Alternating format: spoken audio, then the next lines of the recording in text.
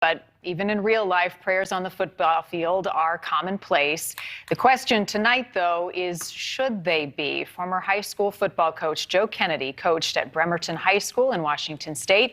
He would kneel and pray at the 50-yard line, and after a while, players and even at some point fans from the stands started to join him.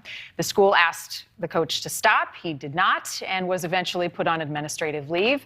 The coach says that his former school district violated his First Amendment rights by refusing to let him pray on the field, and he is now taking that case all the way to the highest court in the land. The Supreme Court heard arguments today in this case that could impact the separation of church and state for years to come. Joining us tonight is Joe Kennedy himself and also his attorney, Jeremy Dyes. Gentlemen, thank you for giving us some time tonight. Absolutely. Thanks for having us. This was a big day. Joe, let's start with you. It's taken more than 6 years to get to this point. Why take on this fight? Well, there's a couple reasons. One, I was a Marine and I wanted to protect the Constitution of the United States. And now all of a sudden it doesn't apply to me. That rubs me the wrong way. And secondly, that's my faith. My commitment to God was to give thanks after every game. And nobody should have to worry about being fired for just, being thankful to their Lord. Did you ever think that it would get to this point, that you'd be in Washington, D.C. in front of the top justices in the land? Oh, God, no. I actually thought we'd be done within a week. And when the school asked me to just stop praying with the students and my team, I said, absolutely. And I abided by every way I could. It was when they said I couldn't pray even by myself alone. That's where the rub was, and that's why we're here today. Coach, the question the court will try to decide, or at least one of the questions, is where is the line between church and state? Where do you think the line is between free speech and religious freedom right now? Wow, that's a great question, and I wish I had an answer. That's a lawyer question and one for the Supreme Court that's trying to answer it right now. Well, let me ask you this, because the one thing that Justice Kagan brought up today is the point of coercion, and that by praying on the field and having other players join you in that prayer, that in some way you are coercing them because they're someone you look up to as their coach, as their leader, someone that they want to impress. How do you respond to that criticism that they may have felt pressured to join in prayer? That's a great question, and that's what it came down to when the schools, they threw out hypotheticals just like the Supreme Court justices did today. And, that's why I agreed I wasn't going to pray. We eliminated all of those possibilities because I ended up just doing it by myself. I agreed with the school. Hey, I didn't want to cause any problems, but I wanted to continue to just pray by myself. So the coercion thing was eliminated the moment I stopped praying with the team. Hey, Joe, you said this has been going on for 6 years. Obviously, things take a long time to get to the Supreme Court. I know, Michael, your attorney's been with you for a while along this. Jeremy, tell me what have you been doing for all this time since you left the school, since you were praying, till now? Well, I tried to do a lot of different things. I worked for the government for a while. I also went back to school and finished up on my education. And then really, it's just been living, taking care of my family, and just trying to live my best life. All right, hey, Jeremy, tell me this. Obviously, you guys have been involved in a lot of Supreme Court cases.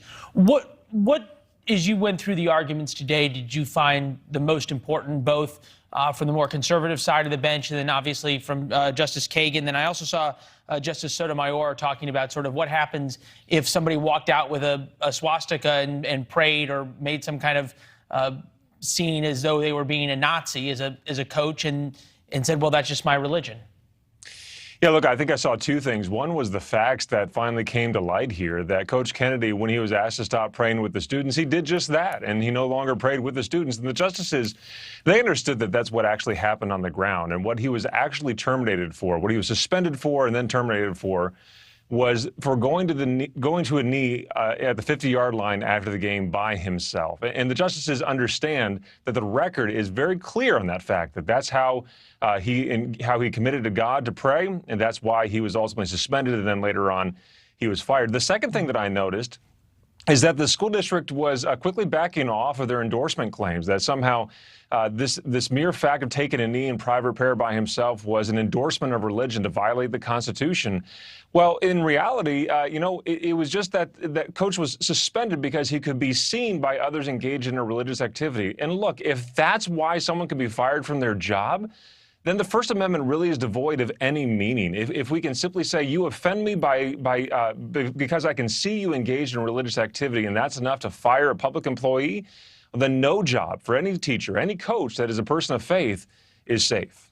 Jeremy, a lower court did rule against you all. Are you optimistic you'll get a different outcome from the Supreme Court? I'm very optimistic, especially after today. I think Paul Clement had great arguments this morning. I think the justices showed that they understood the issue. And more importantly, I think, and look, if you missed the argument, go to firstliberty.org. You can listen to the entire thing there. But I think at the end of the day, the Ninth Circuit's decision here would put at jeopardy any teacher who bows her head over her lunch in the cafeteria, a teacher who wears a crucifix around his neck during class time, or wears a yarmulke or hijab. If anybody's going to be forced into the choice of having to choose between the job that they love and their faith, well, that's not America anymore, and that's certainly not the First Amendment. Coach, before we let you go, if you could say one thing to the justices making that decision for this case, what would you say to them? What would be your message tonight? Oh, just look at the facts of the case and rule on that. That's pretty simple. Coach Joe Kennedy and attorney Jeremy Dyes. I appreciate you both coming on tonight. Thank you. Thank you. Appreciate it. Gentlemen, thank you. The court is expected to make a decision on this before they head to summer recess, right. So we will anticipate that.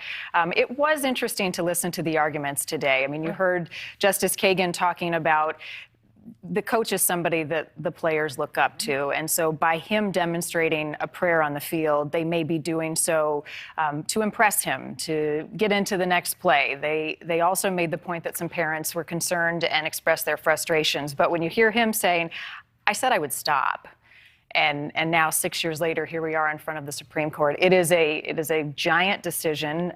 6 decades ago, Engel versus Vitale, the Supreme Court ruled that the state may not pressure school children to pray in a particular way. That was in 1962.